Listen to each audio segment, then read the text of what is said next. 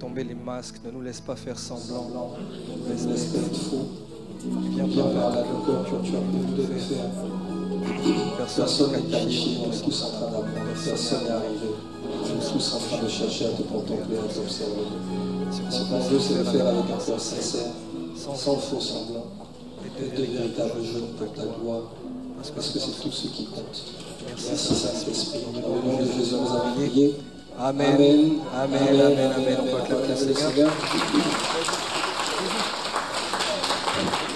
Est-ce qu'il y a un mot qui peut circuler dans la salle? Ok, super. Alors la famille, simplement, moi je voulais qu'on se parle ensemble. Je voulais vous donner une pensée très brève et après je voulais qu'on puisse échanger par un petit temps de questions-réponses. Pas forcément de questions-réponses, mais aussi de témoignages, parce que parmi nous, il y en a des témoignages, des choses à dire. Et si vous jouez vraiment le jeu, parmi vous, il y en a même qui auront des compléments à rajouter par rapport à ce qui est des expériences à partager. Mais c'est hyper important. Parce que vous savez comme moi que les temps qui courent là sont des temps qui nous annoncent véritablement que Jésus revient. On est d'accord ou pas? Qui veut être enlevé? Pas par un kidnappeur. Ce mot me met bizarre, un kidnappeur.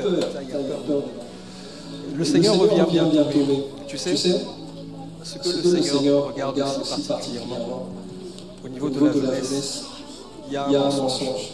Qui a déjà entendu parler de la crise d'adolescence? Qui a déjà fait une crise d'adolescence? Pasteur n'est pas là. Qui? Ok, tu vois, le monde dit que c'est normal qu'à un moment donné, un enfant commence à se rebeller, un jeune homme, une jeune fille commence à se rebeller, à faire des choses, etc. Moi, je ne viens pas là en tant que moralisateur, attention. Je viens là en tant que quelqu'un qui est passionné du Seigneur, qui est en train d'apprendre toujours et qui sait que c'est possible. Le monde te met des codes. Regarde. Ce que toi et moi on est aujourd'hui, moi j'aime bien dire, c'est le fruit de trois choses en particulier. Ce que tu as vu, ce que tu as entendu et ce que tu as expérimenté là où tu as évolué. Qui est d'accord avec moi? C'est le fruit de ces trois choses-là. Tu vois? Je me souviens d'un ami à moi qui est d'origine asiatique. Nous on l'appelait communément comme ça, chinois. C'était juste gentil, c'était pas péjoratif, c'était juste comme ça qu'on l'appelait. Et cet ami-là qu'on appelle chinois, qui s'appelle en réalité Fernand, quand tu le vois, c'est vraiment un asiatique. C'est un chinois. Vous me suivez? Mais aussi asiatique puisse être dans son apparence, Fernand ne connaissait rien de la Chine. Tu sais pourquoi? Parce que Fernand est né en France, il a évolué en France, il a progressé en France. Il te parle le français parfois mieux que certains Français. Il connaît l'histoire de France parfois mieux que certains Français. Parce que depuis qu'il est né, il a évolué dans un environnement qui était la France. Donc c'est la preuve que, c'est pour ça que Jésus va dire, Dieu va dire, je ne regarde pas à l'apparence, mais je regarde au cœur. Tu peux me voir comme ça, regarde parmi nous. Il y a plein de gens qui ne sont peut-être pas d'origine française, mais qui ont un accent français parce qu'ils ont évolué dans ce milieu-là. De la même manière, si vous aviez grandi en Chine, ça aurait été pareil, etc. Qu'est-ce que j'essaie de vous dire? J'essaie de vous dire que ce qu'on est, ou ce qu'on était, c'est le résultat de ce à quoi on était confronté. Où? Dans ce monde. Vous me suivez? Vous me suivez ou pas? Dites-moi si vous me suivez. Si ce n'est pas clair, vous me dites. Vous me suivez? Ok. C'est le résultat de ce qu'on a expérimenté dans ce monde. Maintenant, qui dans la salle peut prendre 1 Jean 5, verset 19 et lire avec une belle voix mielleuse? Comme ça, s'il est célibataire... Non, mais je tends les perches. Hein. Celui qui a la foi saisit. Hein. Qui a trouvé? 1 Jean 5, 19. Quelqu'un a trouvé? Ok, si tu as trouvé, tu te lèves comme un lion. Ou une lionne, hein, ça marche aussi.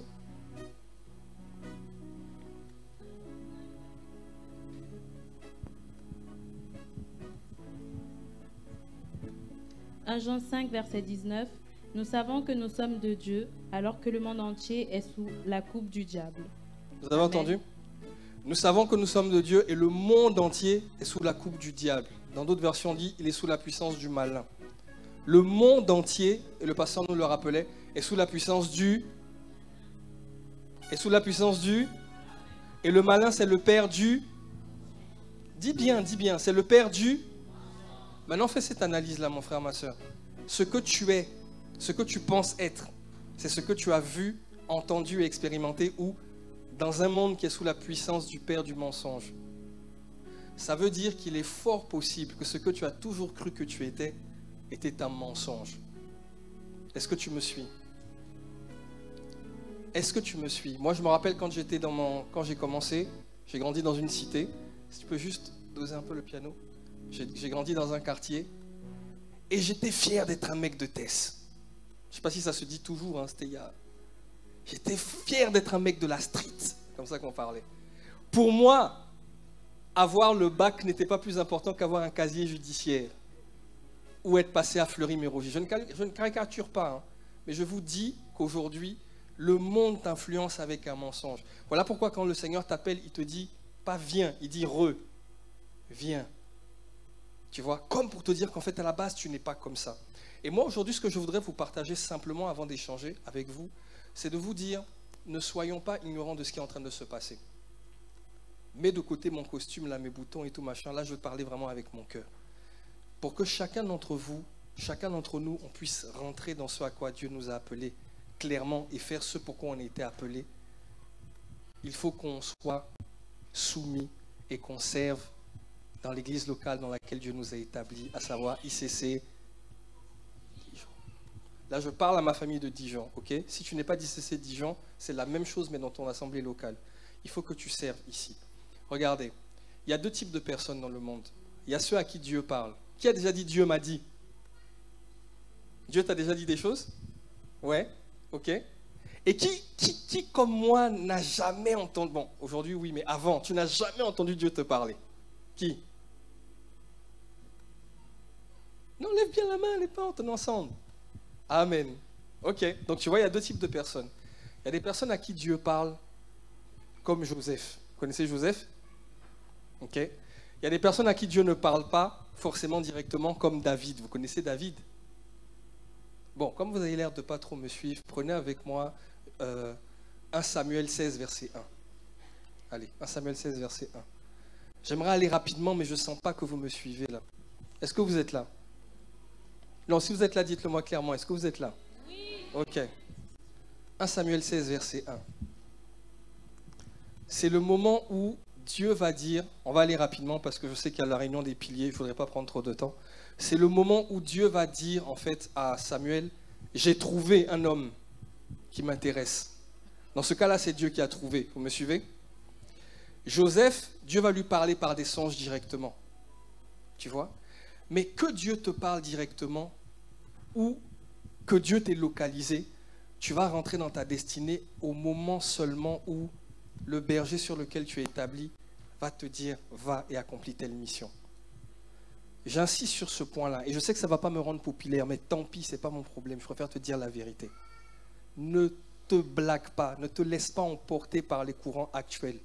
Ici, je ne mets pas l'accent sur le pasteur Narcisse ou AP Nathalie. Je mets l'accent sur un principe. Si tu veux rentrer dans ce à quoi Dieu t'appelle, tu vas devoir apprendre à être soumis à quelqu'un. Matthieu chapitre 3. Jésus arrive devant Jean-Baptiste pour se faire baptiser. Jean-Baptiste le voit et il lui dit, mais toi tu es mon grand, toi, tu fais quoi ici? Moi je suis ton petit. Comment ça tu viens te faire baptiser par moi? Je ne suis même pas digne de délier ta sandale. Et Jésus lui dit, je sais, mais faisons ce qui est juste. Faisons ce que Dieu nous demande de faire. Jésus n'avait pas besoin de Jean-Baptiste pour être élevé. Mais Jésus savait que s'il ne mettait pas en pratique ce principe-là, ça allait être compliqué par la suite. Je viens te dire une chose, mon ami, et c'est hyper important dans les temps dans lesquels nous sommes. Le Seigneur a beaucoup de réponses à donner à l'extérieur. Je ne sais pas c'est quoi ta grâce, si c'est parler, si c'est chanter, si c'est dessiner, si c'est réparer, construire, influencer. Je ne sais pas c'est quoi ta grâce, mais je te dis une chose, il y a des gens qui tous les jours meurent et en enfer là-bas sont plus évangélistes que toi. Parce qu'en enfer, les gens crient, allez prévenir les gens dans ma famille, allez informer les gens dans ma famille, dites-leur que cet endroit existe, dites-leur que cet endroit existe. J'ai perdu mon père l'année dernière, en juillet de l'année dernière, et j'étais très triste, parce que j'étais un peu dubitatif sur la foi de mon père. Tu n'es pas certain qu'il soit sauvé, tu vois. Et puis je me prenais la tête par rapport à ça. Et puis je me suis dit, bon, je vais lui faire des funérailles où on va l'honorer. On va faire un truc vraiment parce que c'est le Père, quoi. Et je crois que le Seigneur m'a parlé en disant, la meilleure manière d'honorer ton Père à l'heure actuelle, c'est de rentrer dans ton appel pleinement. Parce que la seule chose qui caractérise le cœur de ton papa là où il est, qu'il soit là-haut ou qu'il soit en bas, c'est que personne ne parte en enfer. Parce que maintenant, il sait que ce lieu-là existe vraiment, qu'il soit là-haut ou en bas. As-tu déjà préparé, fait des pâtes ou des steaks? Non, je mets ça à notre niveau parce que tu vois, moi, je suis un gars des steaks frites, je ne sais pas faire autre chose. Ok? Est-ce que tu as déjà trempé ton doigt dans de l'eau chaude pendant que tu préparais? Combien de temps tu l'as laissé dedans? Combien de temps? 1 seconde. Alors, pense à celui qui est parti en enfer depuis 10 minutes. J'ai dit 10 minutes. Je n'ai pas dit 1 an. 10 minutes. Et tu vois, quand tu as trempé ton doigt, il y avait ta peau. En enfer, il n'y a pas la peau. Tu vois comment c'est douloureux quand tu touches ta chair? J'espère que ça ne t'arrivera jamais de voir ta chair, mais moi ça m'est déjà arrivé. Nous qui étions des zouaves en Côte d'Ivoire et qui jouons au football sur le goudron, les pieds nus. Des fois, on faisait les corners. Non, je ne vais pas poser cette question-là, je vais m'afficher. Mais ta chair est très douloureuse. Ça, c'est exposé au feu. Comprenez? Les gens souffrent et les gens ont besoin de ta manifestation. Il y a des sœurs qui n'ont pas envie, je vais vous parler français, il y a des sœurs qui n'ont pas envie de coucher avec un frère. Mais elles n'ont jamais vu autour d'elles une sœur qui ne fait pas ça. Il y a des jeunes de quartier qui n'ont pas forcément envie de je ne sais pas si ce mot-là existe, à mon époque on disait ça bicrave, je ne sais pas si ça existe toujours. Ça existe? Vous n'avez pas évolué hein, quand même dans le péché? Non, je rigole. Hein? Il y a des jeunes qui n'ont pas envie de bicrave, c'est-à-dire vendre de la drogue. Il y a des jeunes qui n'ont pas envie de faire, je ne sais pas si ça existe toujours, le chouf. Ça existe toujours ce mot-là? Ils n'ont pas, ça n'existe plus? C'est quoi le nouveau mot? Guetteur, moi ça existait déjà. Mais bref, il y a des jeunes qui n'ont pas forcément envie de faire ça.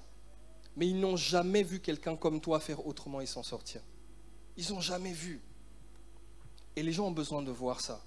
Et mon point est de te dire simplement une chose, c'est que c'est très simple, après on va échanger.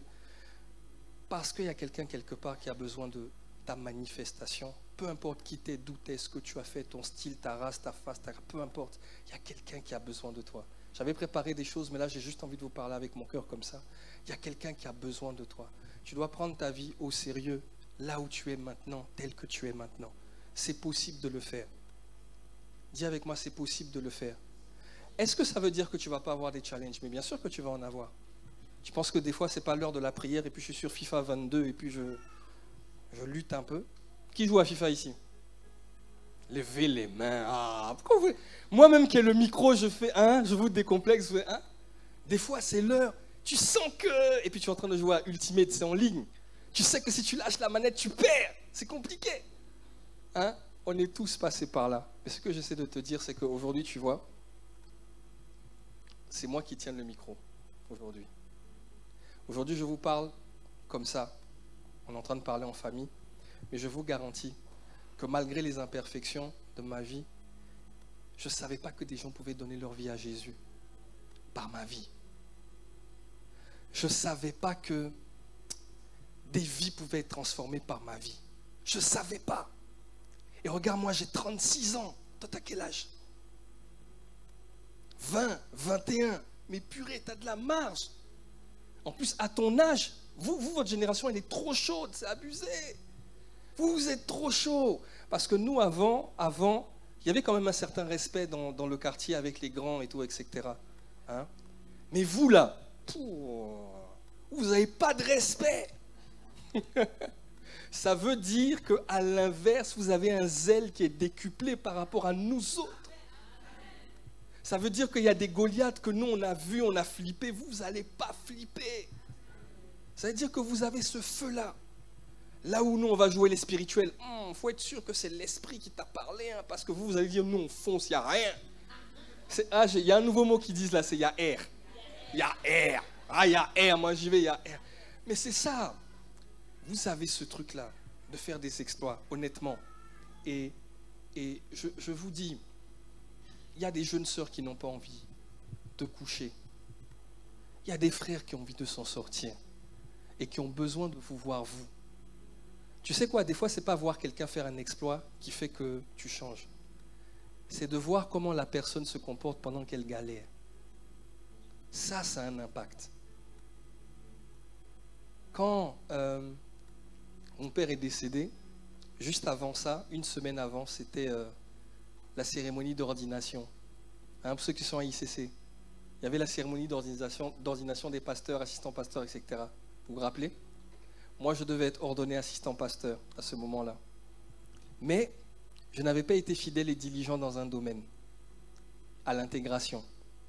J'étais un bon conseiller sur le terrain. Mais les trucs de remplir les fichiers et le vendre tout là, moi, je n'aimais pas ça, donc je n'ai pas bien fait ce travail-là. Et cette information-là est remontée. Et à peut-être 3-4 jours de la cérémonie d'ordination, on me dit, Yann, tu ne seras pas ordonné parce que tu n'as pas été fidèle. Entre-temps, j'ai prévenu mes amis, mon ancienne église, avec des pensées. Je disais, vraiment, peut-être que mon ancien pasteur va pouvoir connecter à la grâce qui est à ICC. Et comme je sais que c'est un homme de Dieu qui craint le Seigneur, il va pouvoir progresser, etc. Et à une semaine de ça, j'avais annoncé à mon boulot, j'avais posé des RTT, des collègues voulaient venir. Vraiment, c'était l'embarras. Et j'avais même annoncé ça à ma mère. Et ma mère, qui ne vient jamais dans les églises dites évangéliques, ce jour-là, elle voulait faire l'effort de venir. Maintenant, comment je vais faire pour dire ça à tout cela? Waouh! Alors, je prends mon courage à deux mains, je leur annonce ça, à chacun. Et puis le pire, vous savez, c'était quoi? C'était que le jour de l'ordination, je devais venir chanter sur le pupitre. Je suis la lumière, lumière du monde. Ok, pas de souci. Ça, c'était mercredi. Le vendredi qui arrive, je dis au Seigneur, bon, c'est pas grave pour l'ordination, je rends grâce et tout. J'étais amer dans mon cœur, mais j'ai dit, je rends grâce. Je vais vous donner le lien avec ce que je suis en train de vous dire. Je dis, je rends grâce, c'est comme ça, il n'y a pas de souci, pas de problème. Et puis en priant, le Seigneur me dit, va, le jour de l'ordination là, va à Boissy. Mets-toi dans le public. Je dis, mais tout le monde me connaît là-bas. Ils savent que je dois être ordonné assistant pasteur. Mais ils vont tous me regarder là et puis, non Seigneur, c'est chaud. Et puis là, il me fait penser à pasteur Juliana, qui est le pasteur à qui je rencontre, qui a vécu une histoire similaire et Dieu lui avait dit la même chose. Assieds-toi au milieu du peuple. J'ai dit, non, je ne peux pas faire moins que ça. Je prends mon courage à deux mains, j'arrive à Boissy. À Boissy, tout le monde me regarde parce que je ne suis pas habillé comme tous les gens qui vont être ordonnés. C'est terrible. Je passe cette épreuve-là. Le dimanche, je dois monter sur le pupitre pour chanter. Je suis là, lumière, lumière du monde. À 8h, mon portable sonne. C'est mon grand frère qui m'appelle. Il me dit, ton père et papa est parti. Dimanche matin. Alors que je dois chanter, je suis la lumière, lumière du monde. Et je dois aussi tourner l'après-midi le clip de Igo, faut briller. Donc ce clip-là que vous regardez, sur lequel vous dansez, sachez que le matin même du tournage, j'ai appris que mon père est mort. Alors, j'y vais et je ne suis pas bien. Mais je me souviens d'une chose que le pasteur Yvan a vécu lui aussi. Quand il a eu à perdre des jumeaux, il a rendu grâce à Dieu. Donc je dis non, je ne peux pas faire moins, il faut que j'y aille aussi. Alors j'y suis allé et j'ai fait ça. Et j'ai fait le service. Et le soir, quand je suis rentré, j'ai prié Dieu, je lui ai dit, Seigneur, tu sais quoi? Heureusement qu'il ne m'a pas écouté. Je lui ai dit, tu sais quoi? Prends ma femme si tu veux. Prends même mes enfants si tu veux. Mais ne compte pas sur moi pour questionner ta fidélité. Prends tout ce que tu veux, mais je dirai toujours que tu es le Seigneur et le Sauveur. Peut-être que je ne suis pas le plus grand pasteur, je ne suis pas le meilleur jeune. Il n'y a pas de problème. Mais si je dois être le dernier de la classe, je préfère être le dernier de la classe des véritables adorateurs. Ça me va. Ça me va. Mais aujourd'hui, tu sauras que je t'aime. Prends ce que tu veux. Sauf qu'en faisant ça, je ne savais pas qu'il y avait des gens autour de moi qui m'observaient. Je ne savais pas. Il y a des gens, comme on dit, les jeunes qui ont pété un câble, pété les plombs, en voyant la manière dont je me suis comporté. Mais moi, je ne le savais pas. Moi, j'étais dans des luttes. J'étais amer. Je ne voulais pas. Je me sentais pas bien. Mais je voulais faire la volonté de Dieu, je me battais. Et il y a des gens autour de moi qui m'observaient. Et je peux vous garantir qu'aujourd'hui, ces gens-là ont radicalement changé leur manière de vivre leur foi. Et il y a des niveaux où ils ne vont jamais pouvoir retomber parce qu'ils savent que c'est possible d'être ébranlé à ce point-là et de continuer à servir le Seigneur. Quel est mon point par rapport à ça? Mon point est de vous dire que la vie de ces personnes-là a changé, pas quand je prêchais là avec mon micro comme je suis en train de faire là, non. En pratiquant la parole de Dieu dans des moments difficiles. Tu vois, dans ton quartier, dans ton école, tu vas te retrouver devant des choix parfois où tu sais très bien que si tu choisis de faire ça, c'est la honte. C'est l'affiche. Fais-le si c'est la volonté de Dieu. Parce qu'il y a quelqu'un quelque part qui t'observe. Si ton copain veut te quitter parce que tu ne veux pas lui donner ton corps ou tu ne veux plus lui donner ton corps, eh bien qu'il te quitte. Non, dis-moi un amen sincère, hein, parce que le jour où il va venir te dire, bon, je te quitte, hein. Faut pas aller écouter la chanson de Titanic. Hein? Dis-lui, c'est pas grave. Sois prêt à perdre pour Dieu. Parce qu'en réalité, tu n'es pas en train de perdre, tu es en train de gagner mieux. Et si c'est vraiment l'homme que tu veux, Dieu est capable de le changer à travers cette attitude-là. Bon, mais je mets quand même une parenthèse sur ça, parce que des fois, on veut obéir à Dieu en espérant que Dieu... Je vous donne un secret aujourd'hui, mes amis. Je vous donne un secret. Quand vous demandez une chose à Dieu, dites-lui sincèrement, Seigneur, même si tu ne le faisais pas, je ne serais pas déçu. Dites ça à Dieu. Priez et atteignez ce niveau-là. Vous dites, Seigneur, je veux ça, je veux ça, je veux ça. Mais même si tu ne donnes pas ça, je ne serai pas déçu. Ce n'est pas grave. Parce qu'en fait, ce n'est pas ça qui définit qui tu es pour moi. Que tu me donnes ou que tu ne me donnes pas, je sais que tu es Dieu pour moi. C'est là qu'on doit arriver. Ok ? J'aimerais qu'on puisse prendre un temps d'échange ensemble. C'est vrai que là, je fais vraiment rien de ce que j'avais préparé de vous dire. Mais j'aimerais qu'on puisse se poser des questions, se parler français clairement, se dire les choses clairement et qu'on ressort de là vraiment avec une pensée claire dans notre tête et une motivation claire dans notre tête. Ok ? Donc, est-ce qu'il y a des gens qui veulent intervenir, qui veulent poser des questions, qui veulent aller manger?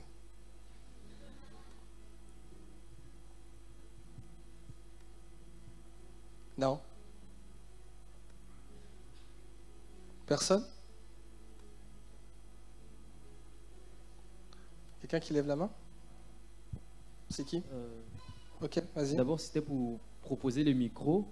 Et... D'abord, c'était pour te venir en aide, parce que là, personne n'a levé la main. Non, c'est chaud, j'ai compassion, ok. Et puis voilà, je voulais situer un peu des questions par rapport à quoi? À tout. Je veux qu'on se parle français.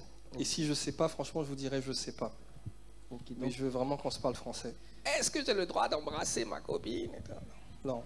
Non, à la base, on est focalisé, on voulait parler sur le service à l'église, mais j'ai vraiment plus à cœur d'échanger concrètement avec vous. Donc, gloire à Dieu, il y a un doigt. C'est la responsable même qui pose la question. Aïe, aïe, aïe. C'est lui le responsable. Bonjour à tous, merci vraiment pour l'opportunité de poser cette question. Je voulais savoir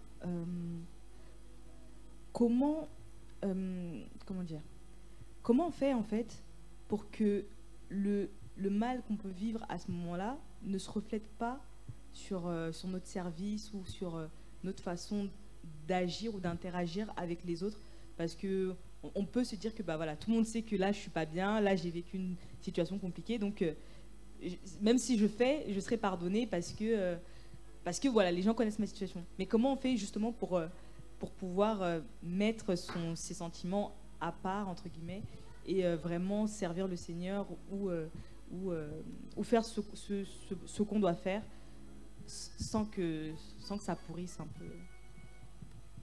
Ok, quelqu'un a la réponse?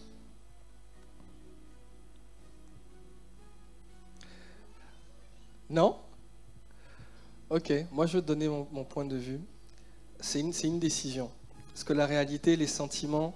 Je ne sais pas si vous avez déjà... Qu'est-ce que quelqu'un est déjà tombé amoureux? Arrêtez de faire genre...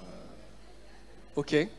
Tu te rappelles le jour où ta copine ou ton copain t'a quitté? Je te rappelle? Non, je dis c'est lui qui t'a quitté, hein. C'est pas toi qui es parti. Est-ce que quelqu'un a vécu ça?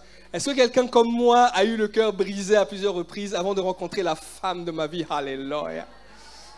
Ok, d'accord. Est-ce que tu te rappelles que même quand tu voulais passer à autre chose, tu n'y arrivais pas. C'est comme si tes sentiments te disent, mais je n'en ai rien à faire de ton état. Je suis là. Vous n'avez jamais ressenti ça? C'est comme si tu dis, bon, je n'ai plus envie de l'aimer, c'est bon, mais c'est toujours là. Ça peut être la jalousie, ça peut être d'autres choses. Tu as déjà ressenti des choses que tu n'as pas envie de ressentir? C'est-à-dire, c'est comme s'ils n'en ont rien à faire de ta situation. Mais ce n'est pas mon problème, on est là, on reste là. Donc, ça veut dire que tu ne dois pas te fier à ce que tu ressens, mais tu dois te fier à ce que tu sais de Dieu. Et donc, tu dois décider. C'est une des choses que le pasteur Yvan disait et que j'ai vu plusieurs fois pratiquer. Et donc, moi, j'ai juste décidé aussi. Et quand tu vas décider de le faire, ça ne veut pas dire que tout de suite, tu vas sentir que tout va bien. Ce n'est pas vrai. C'est là même que les voix vont s'intensifier pour te dissuader de faire la chose. Mais fais-le quand même. Fais-le quand même. C'est ce qu'on appelle être un sacrifice. C'est ça le sacrifice. C'est là où le feu descend. Tu dois décider de le faire. Ok? Le deuxième truc que je te donne aussi comme conseil, c'est qu'il faut en parler à quelqu'un qui est au-dessus de toi. Parce que ça va te permettre quand même de libérer la chose. Tu dois en parler. Moi, quand ça a été challengeant pour moi, j'avoue que j'en ai parlé à Pasteur Juliana. Bon, comme je suis marié, j'ai la grâce de pouvoir en parler aussi avec ma femme. Et j'en ai parlé à quelques frères très proches. D'ailleurs, un frère qui va venir bientôt qui s'appelle Big T. Je ne sais pas si vous le connaissez. Voilà. Il vient très bientôt. Et lui et moi, on est vraiment comme ça. Et on se confie vraiment nos challenges. Et ça fait du bien. Donc, tu ne racontes pas à tout le monde. Tu racontes à des proches à toi. Mais par contre, tu décides de faire la volonté de Dieu quand même. Regardez par exemple. Je ne sais pas si vous avez remarqué. Non, est-ce que je dois dire ça? Si, allez, je vais le dire. C'est rien de ouf, hein. Mais je ne sais pas si vous avez remarqué que Pasteur Juliana avait un petit peu mal aux pieds. Le pasteur Narcisse en a parlé hier, hein, c'est pour ça que je me permets. Un petit peu mal aux pieds, elle avait d'autres types de bobos. Mais vous avez vu comment elle a prié? Comment elle a conduit? Comment elle a... Quand tu vois ça, tu peux pas en fait. Tu vois, c'est des repères que tu as qui te disent que tu peux pas. Si mes devanciers agissent comme ça, je ne peux pas faire moins en fait. Tu dois décider de le faire. Et je te garantis une chose par contre, c'est que si tu adaptes cette attitude-là, le soir même, mets-toi à genoux pour faire ta prière que tu fais d'habitude pour prier. À peine tu auras ouvert la bouche, Dieu va descendre. À peine tu auras ouvert la bouche, Dieu va descendre.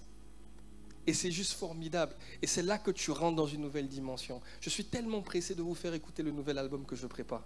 Tellement pressé. Mais je suis plus pressé que vous. Parce que j'ai réalisé cet album-là après avoir fait tout ce qui s'est passé avec mon père et avec l'ordination, etc. Et j'ai vu la différence en termes de feu, en termes de profondeur. C'est incroyable. C'est incroyable. Vous voyez? Regarde, je vais te donner un autre exemple.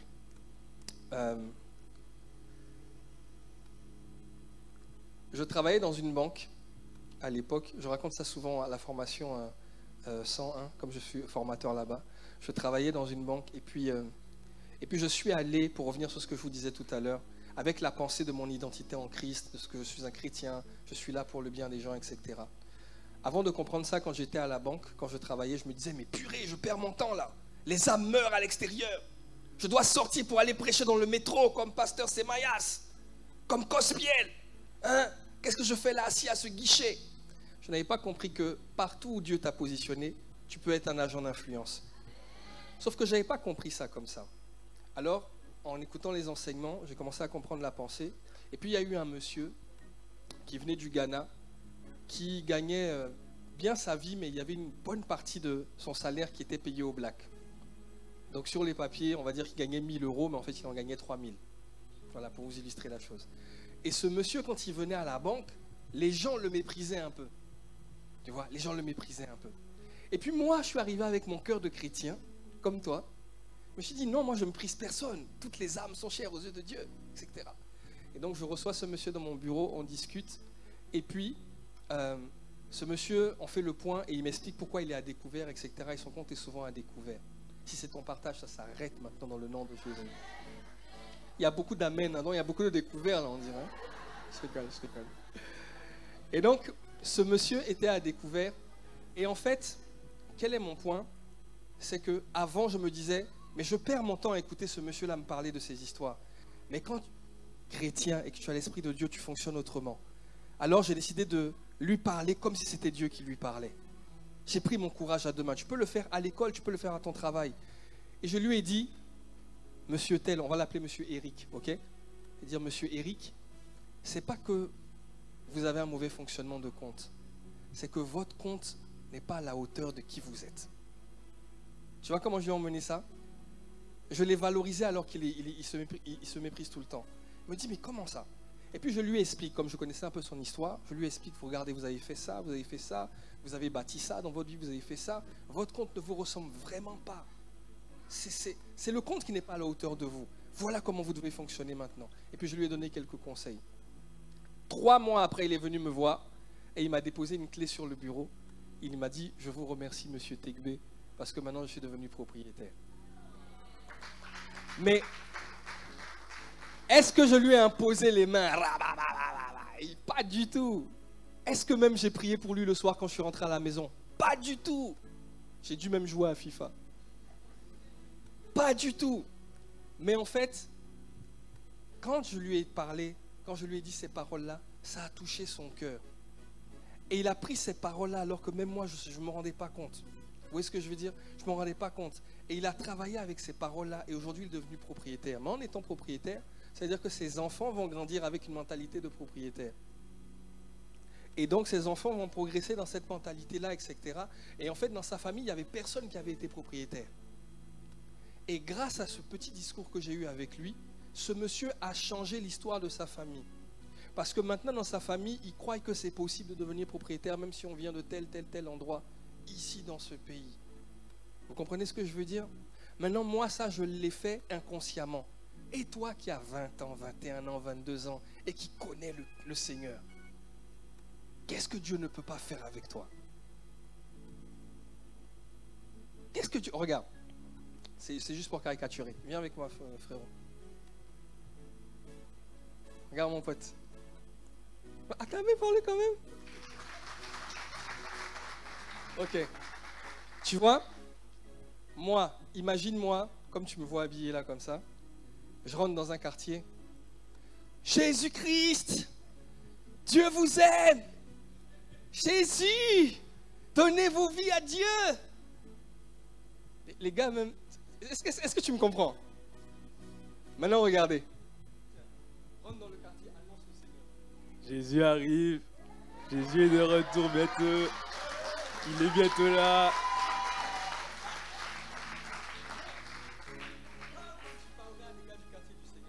Ben, il arrive bientôt, les gars. Ça va. Faut faire vite là. Faut vous repentir au machin. Acclamez le Seigneur.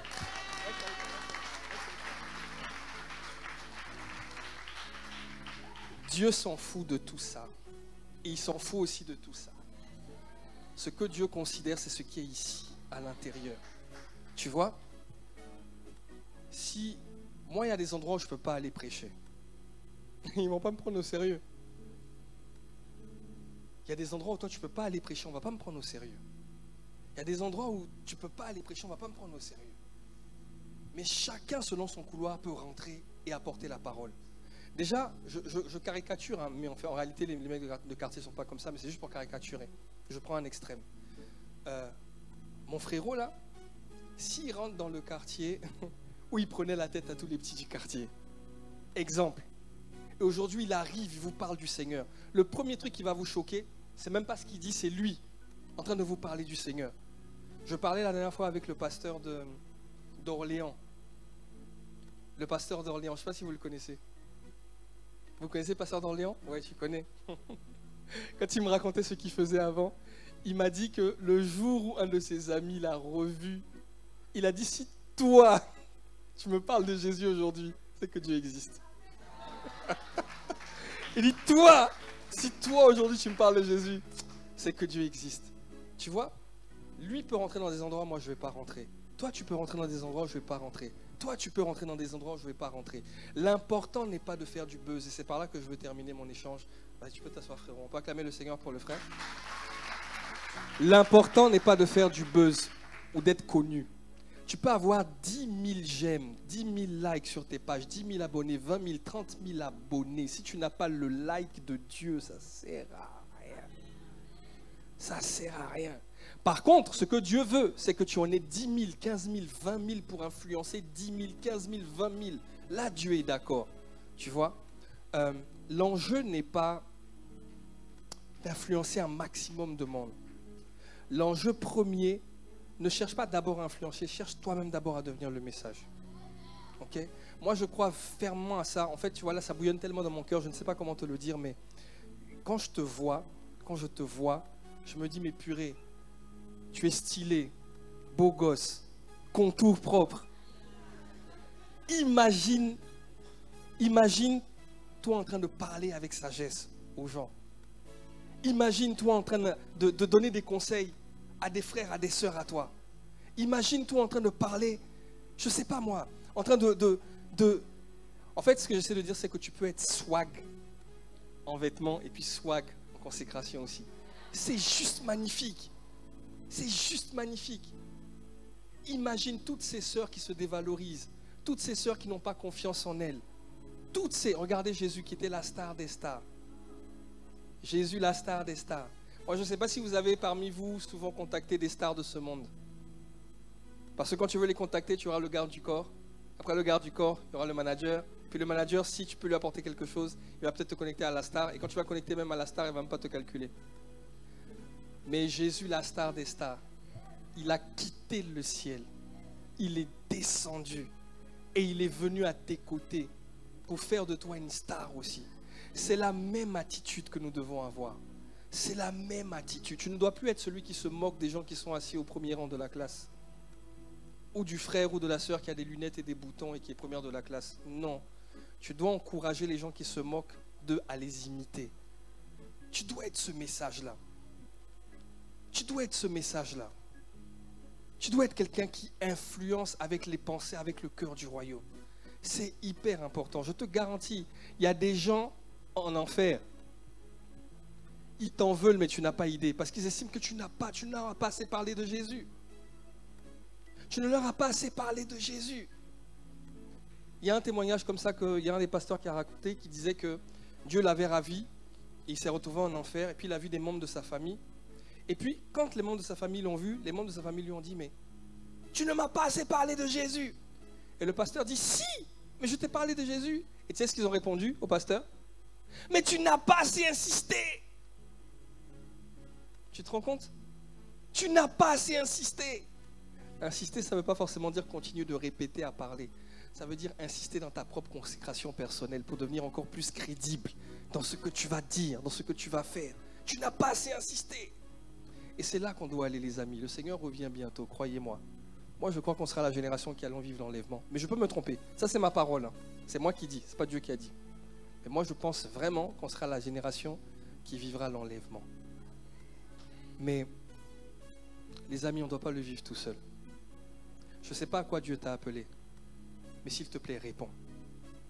Des fois, l'appel de Dieu ne va pas commencer par « je te vois en train de diriger une église ». Ça va être juste « change ta vie. Donne-moi pleinement ton cœur. Et je vais te montrer le reste ». Il y avait une question, c'est ça? Ok, vas-y. Amen, est-ce qu'on est ensemble? Bonjour. Bonjour. En fait, excusez-moi, moi j'ai une question en fait. Comment je peux dire? Là, j'ai chaud, là. Si tu me dis un truc chaud, c'est chaud. Non, mais je veux dire, j'ai grandi dans une famille chrétienne. Ok. En grande partie ICC. Et avant, j'étais catholique. Ok. Et enfin, bref, je vais faire court. Ma vraie question, c'est de savoir. Des fois, tu sens le Saint-Esprit, tu pries, tu sens le Saint-Esprit. Mais vraiment, tu pries, vraiment, il est là. Mais il y a des périodes, tu peux faire une année. Malgré que tu pries, hein, mais tu n'es pas touché. Je ne sais pas si je suis clair, en fait. Je veux dire ceci. J'ai traversé une période dans ma vie où vraiment, il a fallu que je tombe dans des épreuves très difficiles pour pouvoir sentir le Saint-Esprit. C'est-à-dire 2 fois, j'ai pleuré en priant. Et j'étais en transe, je tremblais. 2 fois dans ma vie, c'est-à-dire j'ai fait plein d'années, mais juste 2 fois dans ma vie, j'ai senti le Saint-Esprit. Mais depuis là, des fois quand je prie, Je prie, je répète, je parle avec mon cœur. Mais j'ai vraiment l'impression que...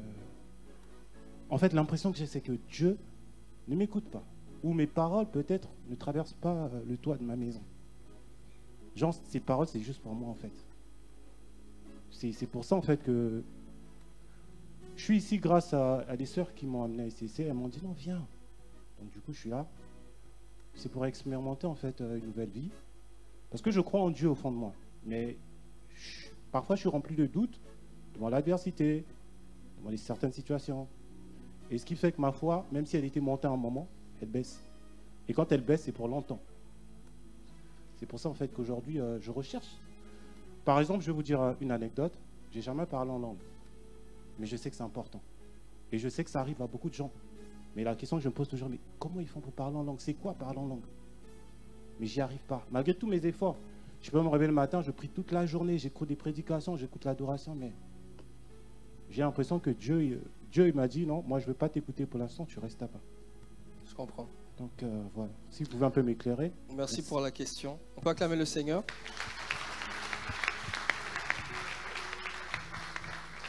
Est-ce que ma fille Naïka est dans la salle? Elle est sortie. Eden, viens. Viens, Eden. Fais pas le mec, là, tu vas gâcher mon business, là.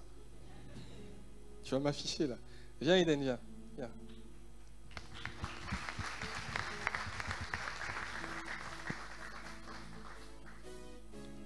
Jeune tismé choco. Un bouc soin mogo classe Chanel Coco. Vous avez vu? Tu vois, frérot? Mets-toi comme ça. Tu vois comment il est... Moi, je sais pas pour vous, mais c'est pas objectif ce que je vais dire. Comme c'est mon fils, mais il est beau, quoi, purée. Vous voyez comment il est beau? Contour propre et tout. Ouh, il me ressemble plus que sa mère.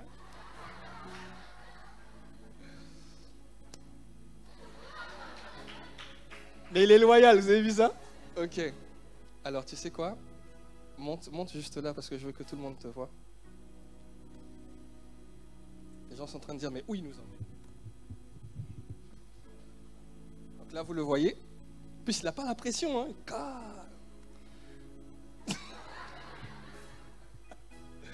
Ok, fais un petit pace. Ok. Tu vois, frérot? Moi, je suis Dieu le Père. Je suis le Père. Dieu le Père. La réalité, c'est que si aujourd'hui, nous, on peut être des papas et des mamans, c'est juste pour pouvoir ressentir ce que Dieu ressent vis-à-vis de nous. La vie est juste une école pédagogique pour nous apprendre à comprendre qui est Dieu.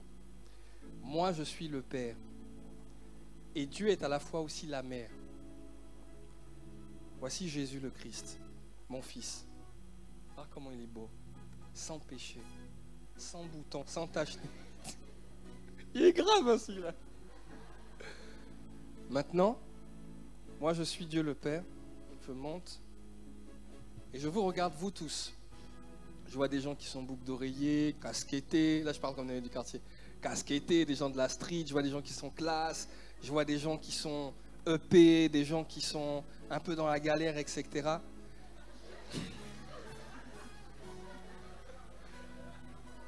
C'est des exemples, c'est des exemples. C'est pour détendre l'atmosphère que je dis ça. Mais tu vois, quand je vous regarde, vous tous, y compris toi, mon frérot, vous avez un point commun. C'est que vous allez mourir et vous allez aller en enfer si on ne vous sauve pas. Parce que Adam a péché et vous êtes tous sortis d'Adam. Et puis je te regarde, frérot, et je vois en fait ton désir de changer, mais tu n'y arrives pas. Je regarde ma soeur, je vois qu'elle mène une vie où ses amis l'acclament, mais quand elle rentre chez elle à la maison, elle sait que c'est pas clair l'affaire. Je vois cette sœur-là qui n'arrête pas de coucher partout, ce frère qui couche partout, mais quand il rentre chez lui, il sent que c'est pas top. Alors je dis très bien, je vais vous sauver vous tous. Gabriel, tu vas descendre pour sauver les hommes, mais tu sais ce que tu dois faire? Tu dois devenir comme eux, tu dois mourir, et puis je dois te rejeter. Gabriel dit, Seigneur, eux là, non, jamais de la vie. Michael dit, non, Seigneur, moi là, je dois gérer les armées du ciel, j'ai pas le temps. Dieu dit ok. Et maintenant c'est Eden, mon fils, qui vient. Il dit papa, je vais y aller.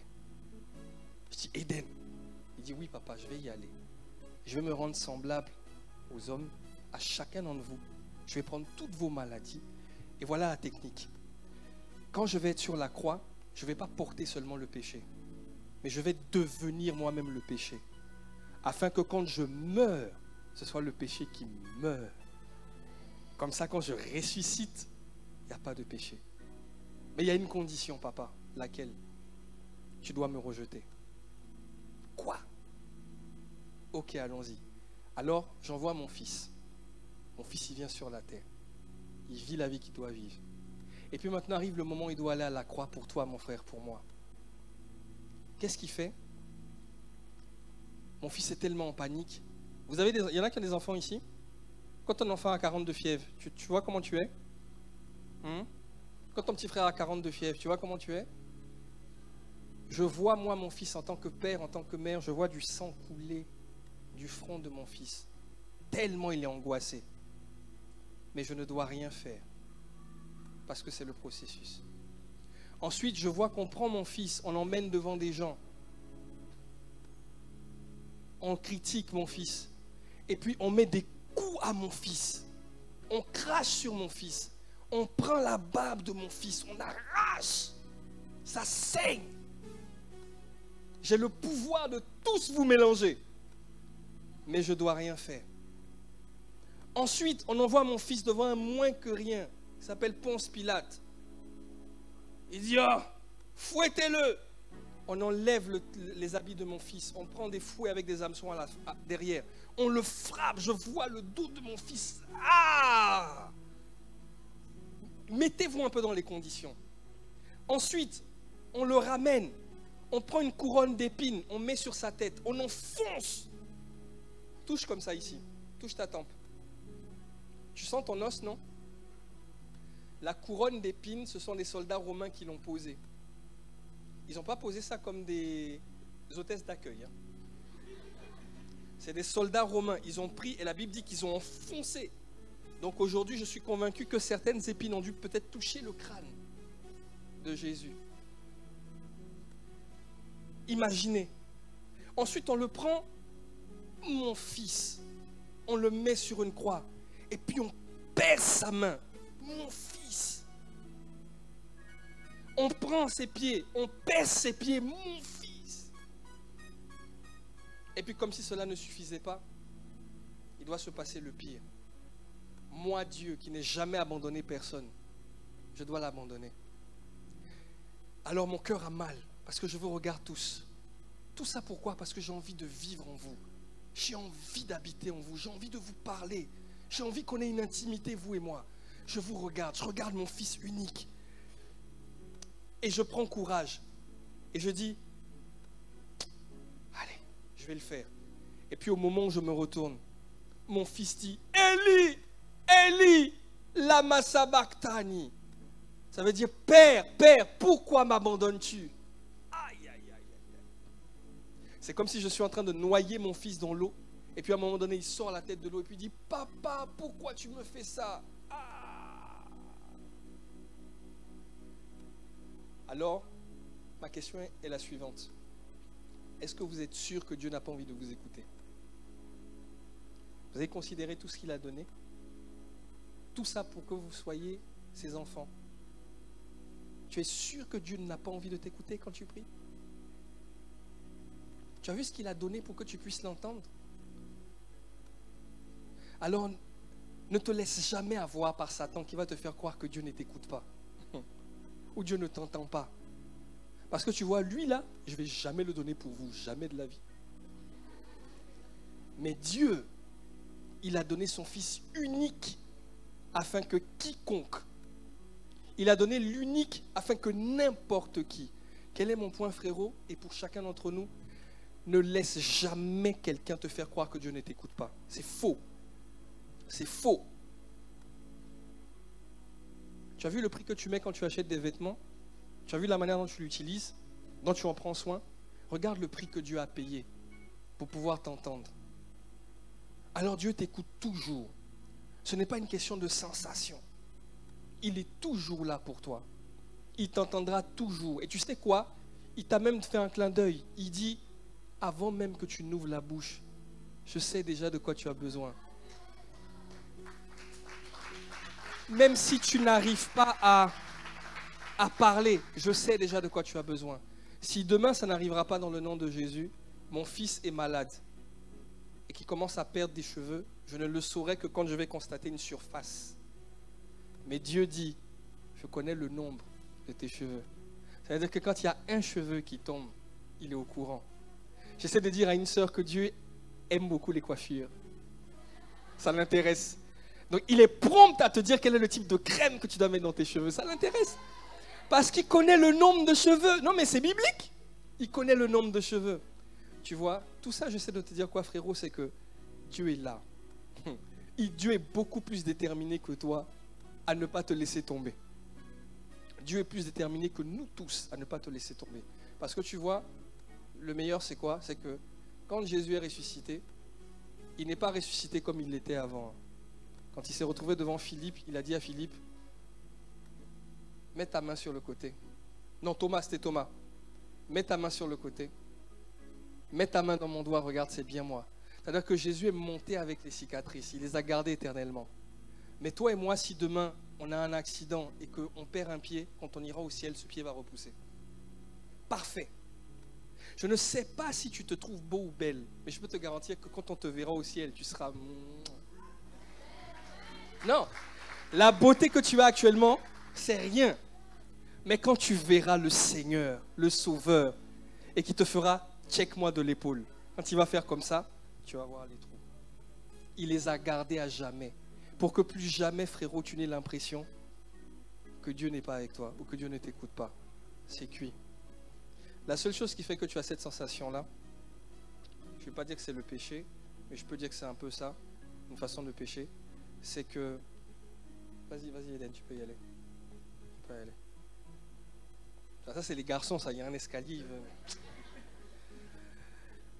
La chose qui peut le faire peut-être, c'est que tu as laissé ces voix-là monter en toi et ça a peut-être créé des forteresses. C'est comme si tu vois, là quand on parle, toi et moi, tu me vois, mais si je me mets comme ça et que je te parle, tu entends ma voix, mais tu ne me vois plus, tu vois. Et si là, je n'utilise plus le micro pour parler, c'est que Dieu n'a pas bougé, mais il y a juste des obstacles qui sont devant et qu'il faut juste ôter. Tu vas voir que le Seigneur est toujours là, il est prêt à t'écouter. Amen. Dieu n'est pas sur le point d'abandonner qui que ce soit. C'est faux. Même quand tu ne le sens pas. Ok, on va peut-être bientôt arrêter comme il y a le temps avec les piliers. Il y a une question? Ok. Ça va, ça vous fait du bien? Vous avez toujours faim ou pas? Il y a des oui. Hein. Moi j'ai faim les gars. Hein. Merci. Ma question, c'est un peu par rapport à la conversion des parents.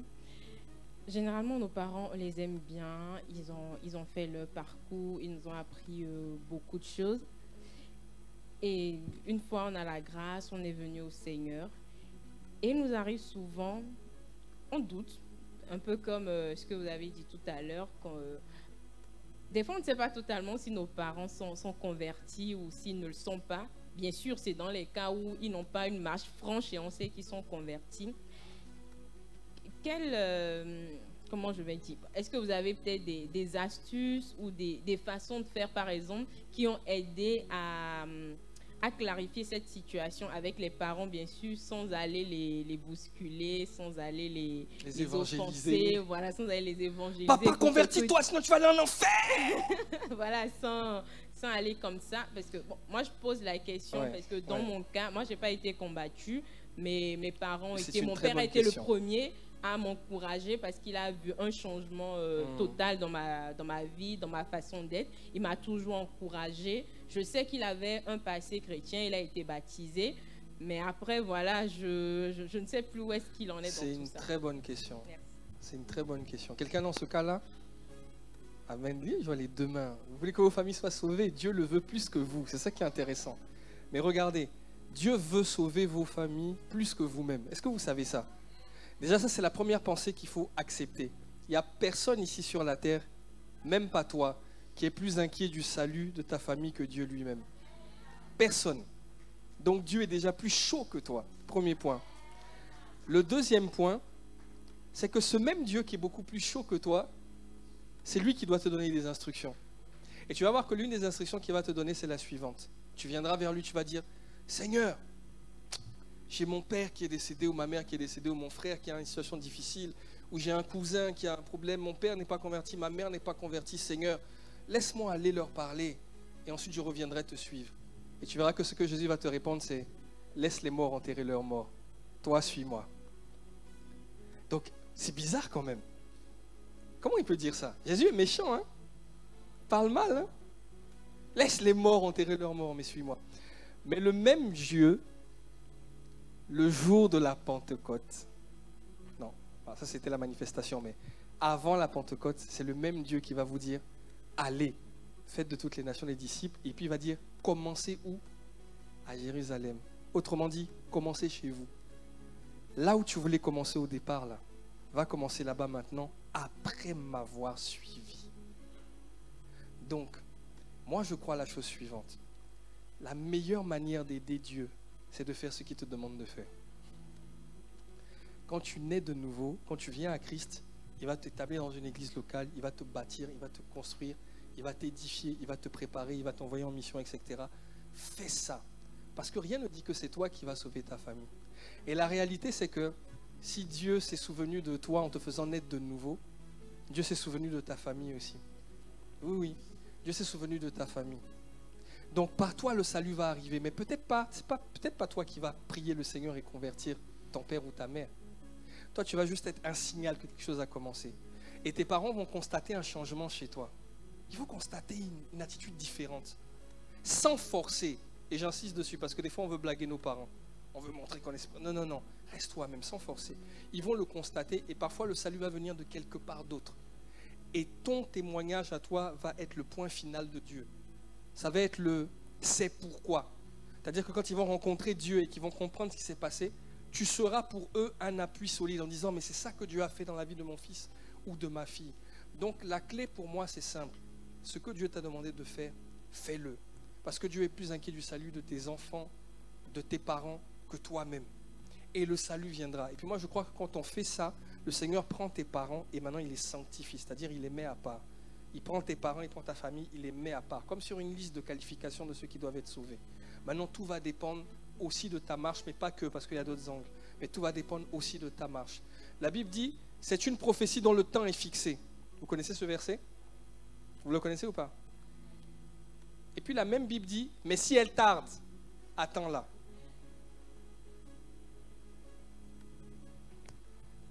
C'est une prophétie dont le temps est fixé, mais si elle tarde, attends-la. C'est pas cohérent?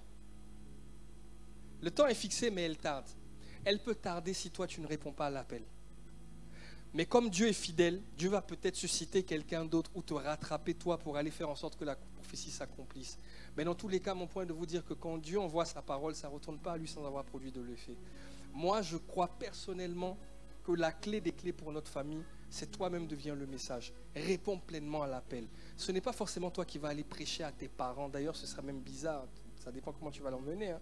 Si tu l'emmènes comme moi au début avec manque de sagesse, ma femme, elle m'a disputé pour ça.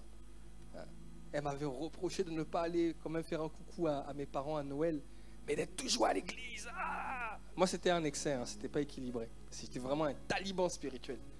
Et ma femme, elle me dit, et puis moi, je comprenais pas. Et puis je me souviens, on était à l'arrêt de bus, tu te rappelles, non chérie, à l'arrêt de bus à Champigny-sur-Marne dans le 94. Puis je m'énerve. Puis moi, le chrétien qui va à l'église, je tape dans le truc du bus. Bah, c'est pas normal, c'est Dieu d'abord.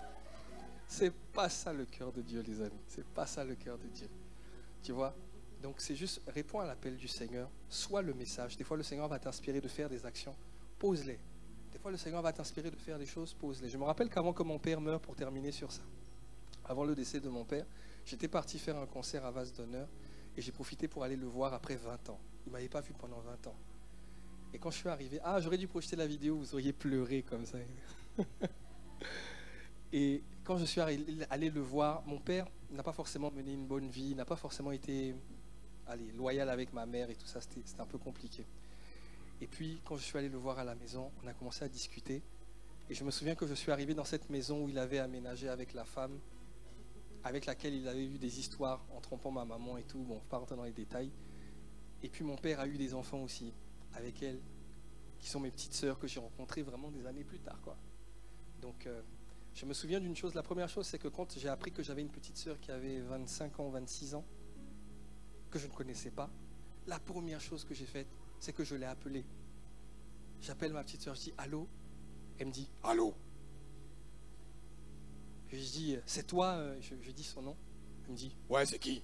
Déjà dans mon cœur, je me dis en tant que grand frère, c'est bien si elle répond comme ça à des hommes qui l'appellent numéro masqué. Ça veut dire qu'elle a un code. Et puis je lui dis « C'est Yann ». Et là, elle est bouche bée. Parce que, tu sais quoi, pendant 20 ans de sa vie, ma petite sœur a vécu comme l'enfant qu'on devait cacher. Donc imagine le nombre de forteresses qui étaient dans sa tête. La fille qui n'était pas la fille digne, etc. Et je lui ai dit, tu sais quoi, Kiki, les histoires des parents, là, c'est leur problème. Moi, tu es ma petite sœur, je suis trop content de te rencontrer. C'est comment, tu ressembles à quoi? Est-ce que tu as un petit copain? Il faut qu'on règle ça tout de suite. Et ça lui a fait tellement de bien. Ça lui a fait tellement de bien. Pareil pour l'autre petite sœur. Et du coup, quand je suis arrivé en Côte d'Ivoire, chez cette femme-là, quand je suis rentré, quand elle a ouvert la porte, bon, que le Seigneur vous inspire, hein. Je ne sais pas si c'était sage ou pas. Mais quand le Seigneur a ouvert la porte, je lui ai fait un grand sourire et je lui ai dit, bonjour maman. Elle était déstabilisée. Elle était déstabilisée. Elle dit, bonjour maman. C'est pas que je te reconnais comme ma mère. Ma mère, c'est ma mère. Je sais que vous n'avez pas été loyal. Mais moi, aujourd'hui, je suis un message. Et tu es la mère de mes petites sœurs. Donc, bonjour maman. Donc, elle était un peu déstabilisée. Elle m'a dit, bonjour, ça va? Je dis, oui, ça va maman et toi? Merci vraiment de me recevoir et tout. Puis j'arrive, je vois mon père qui est un peu embarrassé. Il dit, bonjour papa. Et puis on commence à parler. Et puis je vois ma petite sœur qui est là, la plus petite qui a 9 ans. Je dis, ah, mais tu es là, mais viens. Mais à ce qui paraît, tu es la miss de ton école, mais c'est pas possible. Toi, tu ressembles à papa. Ouais. Puis je la mets à l'aise. Ça ne veut pas dire que dans mon cœur, j'avais pas de voix. Hein. Les nuits blanches que ma mère passait en train de prier pour... Ah non. Mais je dis, Seigneur, je dois être le message. Je ne sais pas comment on fait, mais il faut que je sois le message. Et donc, j'ai créé une atmosphère qui était vraiment... les a mis à l'aise. Et après, mon père a senti que quelque chose s'était passé. Et puis, il commence à me poser des questions. Mais tu es venu ici pourquoi? Je dis non, je suis venu, c'était une occasion en même temps. Je suis venu pour un concert d'évangélisation à Vase d'Honneur et tout. Il me dit, à Vase d'Honneur, là, l'église de Mohamed Sanogo, là. Je dis, oui, pasteur Mohamed Sanogo. Ah, ok, d'accord. Et après, il me dit, mais c'est bien, je suis fier de toi quand même, hein, fiston. Tu es vraiment... Et puis là, je trouve une brèche et je commence à lui prêcher la parole. Et je lui dis, tu vois, papa, Dieu, vraiment, il est amour et tout. Et puis je fais exprès. Je lui dis, tu vois, c'est comme, par exemple, regarde, c'est comme toi, par exemple. La réalité, c'est que tu n'as donné que ce que tu as reçu de la vie, en fait. Je me souviens que comme mon père est nigérian, et il est Yoruba, donc il a des balafres comme ça. Et à l'époque, le pays était très raciste à l'époque. Et comme c'était quelqu'un de très doué, il avait un haut poste, il a vécu beaucoup d'injustices, des tentatives d'empoisonnement, d'assassinat, des coups bas, des trucs terribles. Et moi, je lui dis, tu vois, toi, tu as vécu toutes ces choses-là, donc forcément, ton cœur est... Tu fais ce que tu peux, en fait.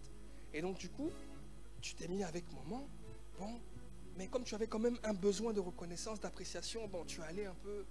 Hein, j'ai dit ça avec sagesse, hein, je n'ai pas dit ça comme ça. Tu es allé un peu là-bas, là. Et puis aujourd'hui, tu vois, il y a toute cette situation-là qui est compliquée parce que tu vois, il y a les petites sœurs qui sont là, il y a moi, il y a mon grand frère, il y a nanana. Mais tu sais quoi? Dieu te pardonne quand même, papa. Dieu te pardonne. Et puis moi, je suis le fils concerné par ces histoires.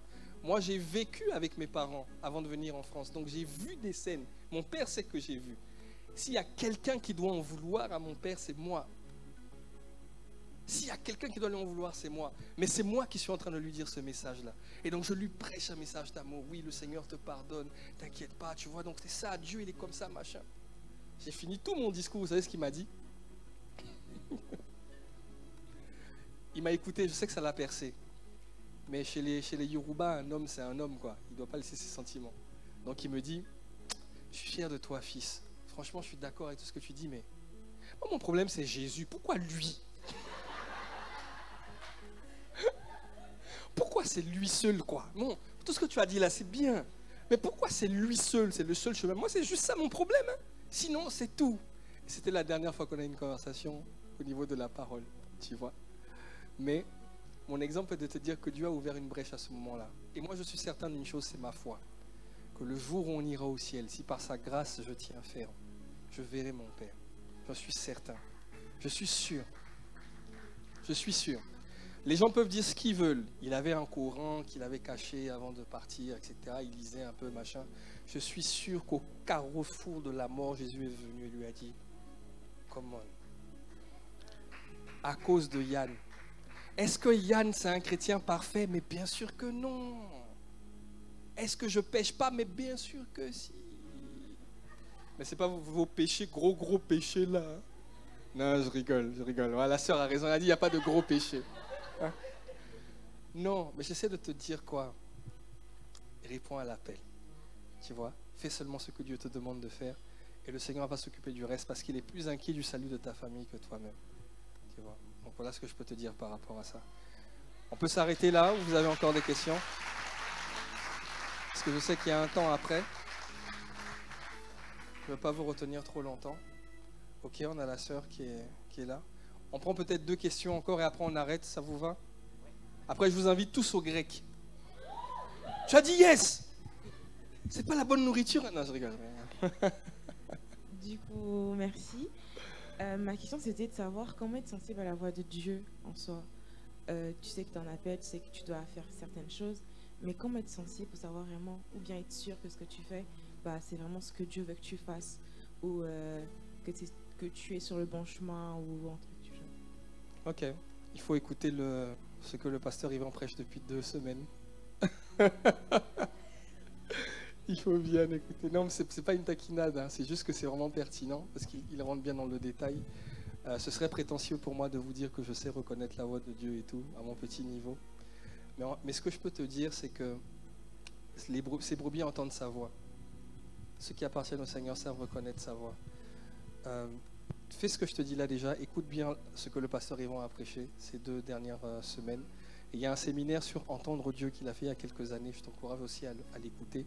Mais de manière pratique, voilà ce que je peux te donner. Le royaume des cieux consiste en paix, en joie et en justice. C'est-à-dire que l'une des clés majeures, c'est la paix intérieure.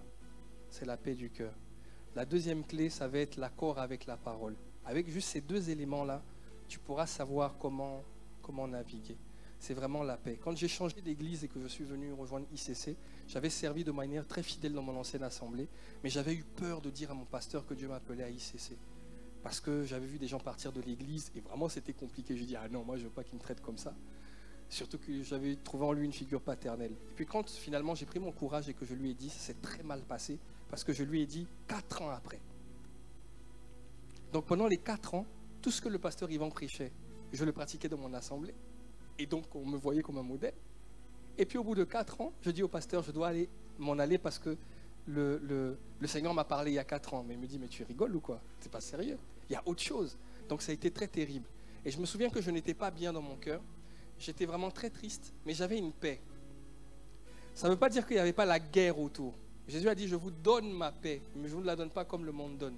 C'est-à-dire qu'il peut y avoir la guerre autour, mais toi, il y a la paix à l'intérieur. Mais ce n'est pas une paix du style, je m'en fous, tout va bien. Non, ça va mal, mais tu sens qu'il y a la paix. Ok? Et puis ensuite, il y a la parole. Je me souviens que ma femme est témoin, j'étais dans la douche, là, je n'étais pas bien. Et puis il y a une parole qui est montée dans mon cœur, un truc du style... quelque chose est inscrit dans le livre, chaque jour de ta vie est inscrit dans le livre, un truc comme ça. Alors qu'est-ce que j'ai fait? J'ai fait comme tout le monde. J'ai pris mon portable, je suis allé sur Google et j'ai tapé chaque jour de ta vie inscrit dans le livre, Bible, recherché. Et je suis tombé sur le psaume 139, verset 16. Alors je prends ce psaume-là et je le lis. Et pendant que je le lis, c'est le psaume où Dieu dit à David, chaque jour de ta vie était inscrit dans le livre avant qu'aucun ne fût créé. Pendant que je suis en train de le lire, je sens une pensée monter en moi. Et la pensée me dit la chose suivante. Tu sais Yann, tout le monde est déçu de ce que tu as fait là, de cette décision que tu as prise. Mais pas moi Dieu. Parce que tu vois, je le savais qu'un jour tu allais te retrouver dans cet état-là. Alors voilà ce que tu vas faire. Tu vas continuer de faire ce que je t'ai demandé. Mais tu vas faire 2 choses. Garde-toi d'en vouloir dans ton cœur à ceux qui ont été des pères pour toi et ne permets à personne devant toi de mal parler d'eux. S'il y a quelqu'un qui vient mal parler de tes pères là-bas, tu coupes le contact, tu l'envoies à paître. Et c'est ce que j'ai fait, c'est comme ça que j'ai rejoint ICC. Et puis je vais te faire une confidence pour l'édification. Quand j'arrive à ICC, je vois des lumières, je vois des écrans. Je vois, ils sont 1000 personnes dans la salle. Moi, j'étais dans une église de 60 personnes. Je me dis, mais Seigneur, accent chrétien. Et je me souviens qu'on sortait d'un séminaire sur les relations conjugales avec Pasteur Maud. Et je me rappelle de ça. Au moment où on sort, le pasteur Yvan voit ma femme et puis il dit, il est où Yann? Il est où ton mari? Il est où ton mari? Il est où ton mari? Et puis, quand elle me fait signe que je vois que c'est Pasteur Yvan, je me dis, Pasteur Yvan. Et vous savez ce qu'il me dit? Écoutez bien. Je ne sais pas c'est quoi ton truc là, mais Dieu me met votre image dans ma tête depuis longtemps, depuis plusieurs semaines, comme si on doit vous intégrer rapidement. Waouh! Donc je ne sais pas, mais il faut qu'on vous intègre rapidement, il faut que tu apprennes the way we teach, the way we speak, the way we preach, the way we... Tu vois quand il commence à parler anglais. Et moi je suis là, je me dis, mais c'est juste incroyable. Parce que je ne lui ai jamais raconté tout ça. Mais Dieu vient confirmer la chose. Tu vois? Donc voici 3 signes. Le premier signe, c'est ta paix intérieure. Le deuxième signe, c'est la parole qui va accompagner. Et l'un des troisièmes signes, c'est ce que tu vas trouver à manifestation quand tu vas faire ce que Dieu te demande de faire. Voilà de manière pratique ce que je peux te donner. Voilà. Mais après, la voix de Dieu, la réalité, comme Pasteur Yvan dit, ça ne s'étudie pas. Plus tu vas demeurer dans l'intimité avec lui, plus tu sauras reconnaître sa voix au fur et à mesure. Tout est une question d'intimité, vraiment. Moi, je crois à ça. Ok. On prend la dernière question du frérot, après on arrête. Ça vous va? Ça va?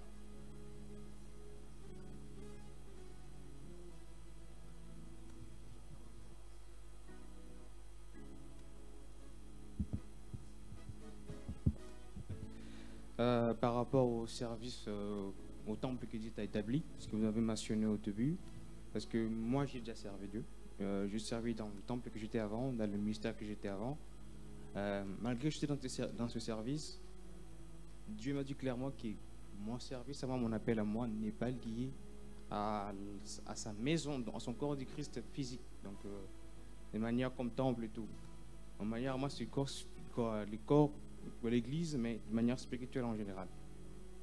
Même avant que je puisse quitter là-bas, quand je posais mon dossier, en fait, je vais continuer mes études en France,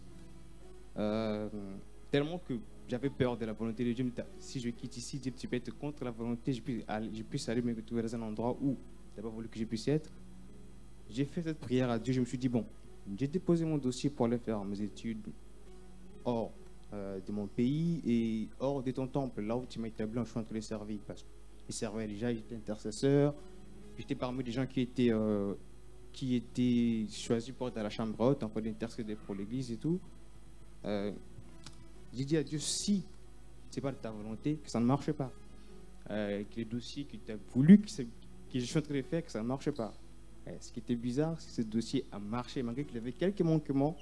Ces manquements n'ont pas été vus, mais ça a marché, ça fait que je suis arrivé ici en France.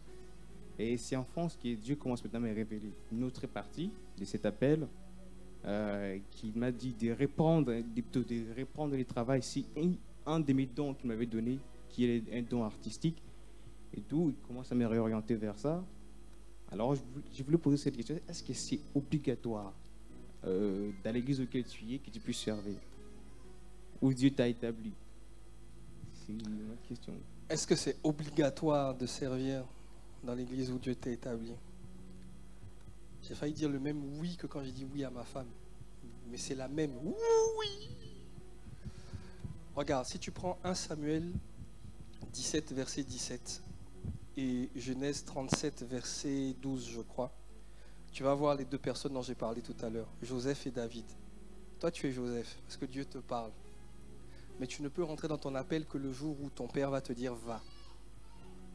C'est hyper important, ne te laisse pas séduire par ça. Petit clin d'œil, fais attention si ça ne marche pas, c'est que si tu ne veux pas. Si ça marche, c'est que tu veux. À ce moment-là, c'est toi qui deviens Dieu et tu imposes tes conditions à Dieu qui devient ton serviteur. Dieu, voilà le plan. Moi, je fais ça. Si ça marche, c'est que c'est toi. Si ça ne marche pas, non. avant ça, tu te remets le truc dans son contexte. Il faut que ce soit Dieu qui impulse. Il ne faut pas que ce soit lui qui subisse. Parce que Dieu ne se sentira jamais obligé d'achever ce qui n'a pas commencé. Il ne va jamais achever ce qui n'a pas commencé. Donc ça, c'est un point. Le deuxième point, c'est ça, c'est que c'est important, et je te donne le principe et on va s'arrêter sur ça. La Bible dit aussi longtemps, aussi élevés sont les cieux de la terre, ainsi sont les pensées de Dieu à celles des hommes. Amen. Maintenant, remplace le mot pensée par standard, attente de Dieu. Ça va donner aussi élevés sont les cieux de la terre, ainsi sont les attentes de Dieu vis-à-vis de celles des hommes. Ne t'imagine même pas que tu seras capable d'obéir à Dieu que tu ne vois pas si tu n'es pas capable d'obéir à ton frère que tu vois. C'est la raison pour laquelle Dieu veut qu'on serve dans une assemblée. Ce n'est pas juste pour faire bien. Voici le mystère derrière. Lorsque tu sers dans une église où moi je suis le pasteur, tu vas faire ma volonté. Mais en faisant ma volonté, tu es en train d'apprendre à ne pas faire ta volonté à toi. Et en apprenant à ne pas faire ta volonté à toi, tu deviens qualifié pour faire la volonté de Dieu quand tu seras tout seul. Il est là le topo pour lequel Dieu veut que tu serves dans une assemblée. Oui, on peut acclamer. Il est là le topo. C'est pas juste parce que ça fait bien, ah, il est obéissant, non. C'est parce que Dieu sait, regarde la preuve. Je dis pas toi. Mais quand tu tombais dans la masturbation, là, tu faisais pas ça en public, non? Tu te cachais, n'est-ce pas? Qui va répondre à cette question? Celui qui répond, c'est qu'il est dedans. Hein? Tu te caches quand tu fais ça. Mais pourtant, là où tu es caché, Dieu est là-bas. Pourquoi tu n'obéis pas à Dieu? Parce que tu n'es pas exercé à faire la volonté de quelqu'un d'autre. Donc tu ne peux pas. Et donc quand Dieu t'emmène comme ça et te demande de te soumettre à une autorité, de servir dans une église, il est en train de t'apprendre ces vertus-là. Ça, c'est un. Maintenant, il y a une deuxième chose aussi. C'est que Dieu est plus pressé que toi de te faire entrer dans ton appel. Non, c'est vrai. Dieu est plus pressé que vous-même de vous faire entrer dans votre appel. C'est pour ça qu'il a dit, si vous n'êtes pas fidèle à autrui, qui va vous donner ce qui est à vous? C'est pour ça qu'il veut que tu sois fidèle à autrui, parce que tu te qualifies pour recevoir ce qui est à toi. Donc pendant que tu es en train de servir, pendant que tu es en train de te soumettre, tu es en train de préparer toi-même ton propre ministère, ton propre appel, ce à quoi Dieu t'a appelé. Mais tu dois passer par l'église locale. Et je termine par cette image. Vous voyez, dans un gouvernement, il y a un président de la République, et puis il y a différents ministères. Il y a le ministère de l'économie, le ministère des sports, le ministère de la culture, etc. Le ministère du divertissement. Et puis il y a ce qu'on appelle le ministère de l'éducation nationale. L'Église, c'est le ministère de l'éducation nationale du royaume. Tu es obligé de venir à l'école pour aller quelque part. De la même manière, tu es obligé de passer dans l'église locale avant d'aller quelque part. Parmi vous, il y a peut-être des sportifs, hein, il y a peut-être des footballeurs, il y a peut-être des basketteurs, il y a peut-être des futurs chefs d'entreprise qui ne pourront pas venir à l'église tous les dimanches.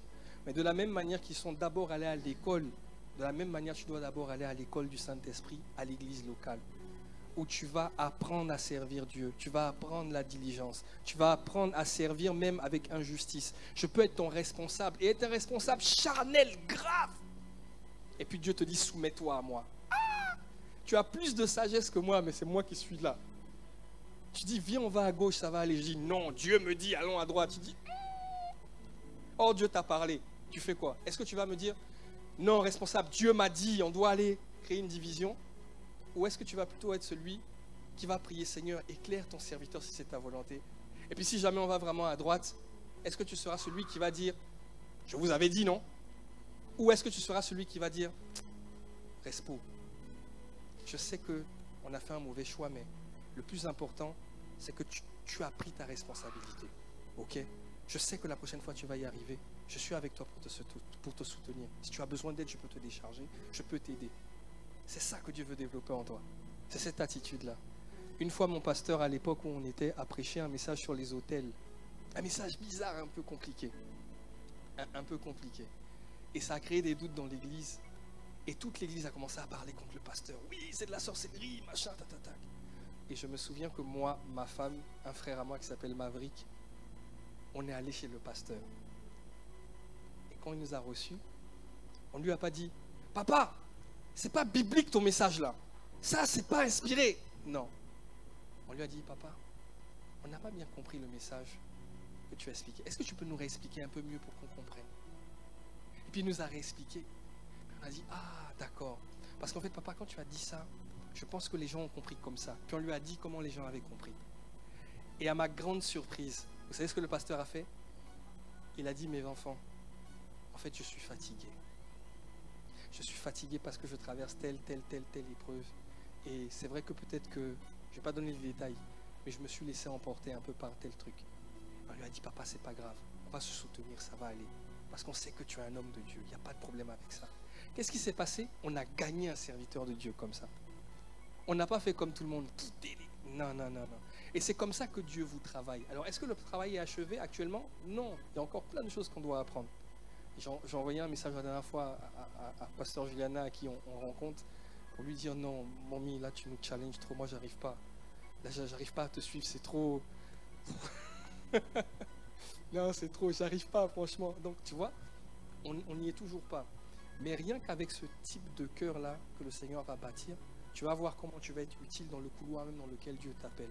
Ta manière de faire les choses va être différente. C'est vous, mes frères et sœurs, qui dites que quand je fais ma musique, on sent la présence de Dieu.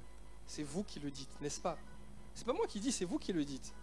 C'est vous qui l'avez dit. Ok? Mais cette présence-là qui descend, elle vient de ce genre de moment-là. Pas forcément des temps de prière.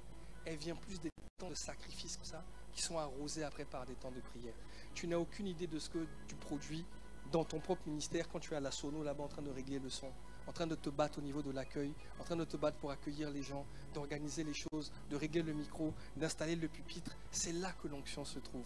Quand tu viens prier sur ces choses-là que tu poses comme action, c'est là que les choses se décantent. C'est là que les choses se décantent. Tu vois, mon frère, dans mon conseil, sers à l'église. Sers à l'église. C'est pour le bien même de ceux pour lesquels Dieu t'appelle plus tard. C'est pour leur propre bien que Dieu veut que tu ailles à l'école de l'esprit. Voilà. Après, chaque histoire est différente. Mais je t'encourage à faire ce que je te dis là. Ok, on peut acclamer le Seigneur. On va s'arrêter là. On va prier. Seigneur, merci pour ce temps que tu as permis. Seigneur, j'avoue que je n'ai vraiment pas suivi ce que je croyais avoir reçu de toi en tout cas. Mais je te rends grâce pour ce que tu as parlé à plusieurs. Même si tu as parlé à une seule personne, je te rends grâce. Je bénis ton nom, Seigneur, pour les questions que tu as suscitées, parce que tout était sous ton contrôle. Je te prie simplement maintenant, au nom de Jésus, en me joignant à mes frères, en m'incluant moi-même comme quelqu'un qui veut aussi continuer de progresser, avec un cœur sincère et vrai devant toi. Donne-nous la capacité de faire ta volonté. Dans Philippiens 2,13, tu dis que tu produis le vouloir et le faire. Et j'aime beaucoup m'appuyer sur ce verset pour te demander la grâce de pouvoir faire ta volonté. Et je te rends grâce de ce que cette prière est faite aujourd'hui, car nous commémorons la Pentecôte, le jour où nous avons reçu la capacité de faire ta volonté. Alors Père, active cela en nous. Ne laisse aucune voix mensongère parler à un frère, à une sœur, à un jeune de cette assemblée, mais fais de nous des modèles. Que les crises d'adolescence soient pour ceux qui sont en crise et que la diligence soit pour ceux qui sont en Christ Jésus, dans le nom de Jésus. Père, je te rends grâce. Merci pour ta main étendue. Merci pour ce temps. Dans le nom de Jésus, nous avons prié. Amen, amen, amen. On peut acclamer le Seigneur. Amen. Bon, la famille, en tout cas, moi, je suis disponible si vous voulez qu'on continue d'échanger. Sinon, c'est l'heure de manger. Alléluia.